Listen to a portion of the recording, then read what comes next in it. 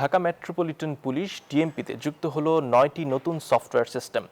নাগরিক সেবা আধুনিকায়ন এবং পুলিশের পেশাগত দক্ষতা বাড়াতে এ প্রযুক্তি এনেছে ডিএমপি।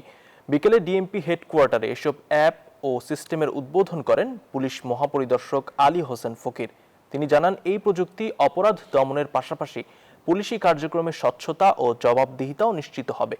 বলেন, ঢাকার ভাড়াটিয়াদের তথ্য দ্রুতই পূর্ণাঙ্গ ডিজিটাল ডেটাবেজের আওতায় আনা হচ্ছে। এছাড়াও চলমান রয়েছে 11,000 সিসি ক্যামেরার মাধ্যমে পুরো রাজধানীকে কঠোর নজরদারিতে রাখার মেগা প্রকল্পের কাজ।